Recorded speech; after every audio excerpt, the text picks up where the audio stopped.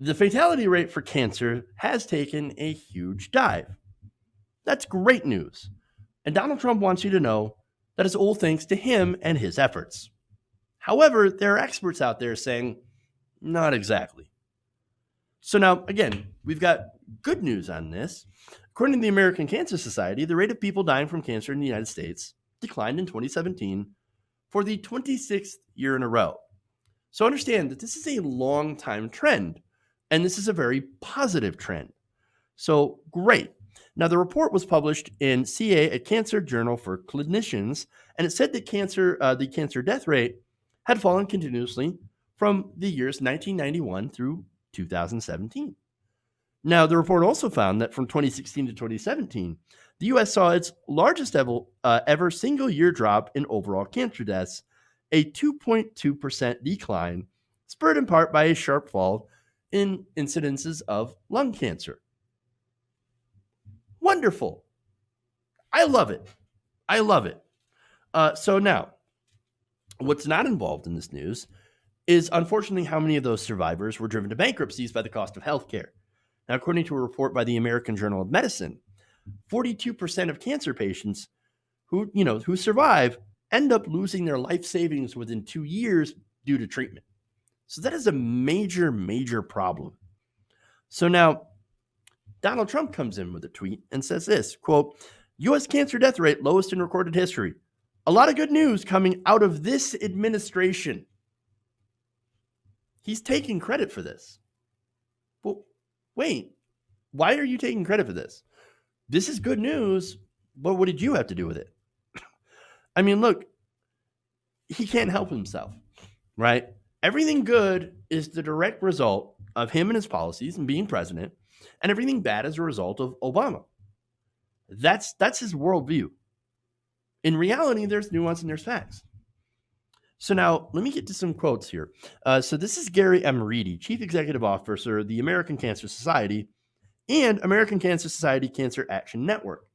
So now he told a panel on CNN, quote, the mortality trends reflected in our current report, including the largest drop in overall cancer mortality ever recorded from 2016 to 2017, reflect prevention, early detection, and treatment advances that occurred in prior years. Not much to do, of course, with Trump, right, as you can see. Now, since there is nuance here, Reedy points out that since taking office, the president has signed multiple spending bills that have included increases in funding for cancer research at the National Institutes of Health and National Cancer Institute. Though the impact of those increases are not reflected in the data contained in this report. So, yes, he has signed budgets and has increased the budgets for those. Okay, so now why am I against him? Well, hold on. We'll get to that. Now, he adds, quote, that the administration has an opportunity to significantly impact future declines of both cancer incidence and mortality by increasing access to comprehensive health care, supporting robust and sustained increases in federal funding for cancer research, and passing and implementing evidence-based tobacco control policies. Again, since nuance exists, there's the nuance, right? Yes, President Trump has signed increases in budgets, and that's a good thing. But let's get to some more of the facts. The president has a history of proposing to cut funding from the National Institute of Health's budget, which includes funding for the National Cancer Institute. So in Donald Trump's proposed budgets, he actually proposed massive cuts to those programs. Now, since Congress does hold the purse strings, the final budgets that Congress approves always end up being a lot more generous than President Trump's. So now, any future decrease in cancer deaths are not going to be because of Donald Trump and his policies.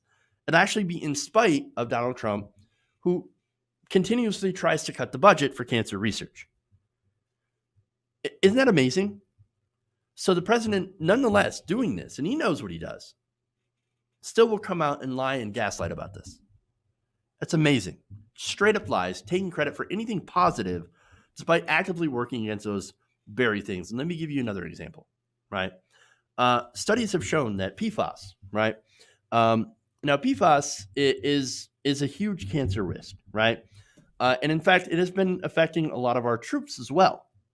Now, studies have shown that it's basically it is a gigantic cancer risk. It is shown that it can grow tumors in laboratory animals, and the International Agency for Research on Cancer has designated it a possible carcinogen based on epidemiological. Wow, that's a terrible word, and I just butchered that. But evidence linking exposure to kidney and testicular cancer. And yet Trump, by the way, Trump has signaled that he will veto that bill, veto a bill to keep these chemicals out of the groundwater. So PFAS is a huge issue, can cause cancer, is a carcinogen, and Trump's like, oh, there's a bill to keep it out of groundwater? No, put it in the groundwater. Because we're not interested in doing anything that harms corporations. In fact, that's the reason that he does it.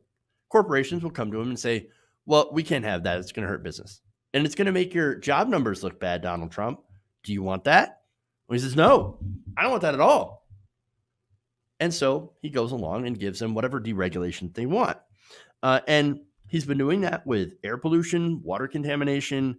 And look, a lot of that stuff, by the way, is linked to other cancers, various cancers. Not only that, but he is not in support of any kind of meaningful healthcare reform. The ones that he was in support of would have actually made it more difficult for cancer patients to deal with this, putting them in, for example, in high-risk pools where the prices would become more unaffordable than they are now. It's already bad enough in America under the ACA. If you can't afford treatment, you die. Well, at least there's no lifetime caps, which is what they wanted to bring back in one of the versions of Trump Care. So it would have gotten more expensive, causing more bankruptcies, more people to go bankrupt, and more people dying than we already have, which is already a disaster. And this is all while the science is actually getting better at treating cancers. So now I have a quote here from Dr. Charles Fuchs, who is the director of the Yale Cancer Center in New Haven, Connecticut. Now he said that the improvements in cancer survival could be made in reducing racial and socioeconomic disparities. Again, making access healthcare accessible to everybody, increasing cancer screening rates. Again, if you actually make healthcare available for everyone, then they can get those screenings, and reducing the prevalence of certain risk factors for cancer, such as being overweight and obesity. Now, none of those things are actually being helped by the Trump administration. He's not doing any of that. So how can he take credit for any reduction in the deaths of people, that have cancer? He can't. There's just no evidence to back him up. But of course, just like the stock market, it seems like a lot of things have improved for some, not because of Trump, but it seems to be in a lot of cases despite him. Hey guys, hopefully you enjoyed that free video. Now I'm going to have to ask you a favor. Between the demonetization and the YouTube algorithm messing around with view counts, etc., we're having a hard time adjusting to the new YouTube reality, which is where you guys come in. See, we have a Patreon, patreon.com/TYTNation, set up to help us rely on you guys, the viewers, instead of big corporate ads. Look, you know the show. You know I'm not in favor of big corporations anyway. So help us transition away from relying on the ad model to pay the bills and sign up to be a patron, patreon.com/TYTNation. That goes a long way to help us keep the lights on. And you guys will know that you're supporting independent progressive media.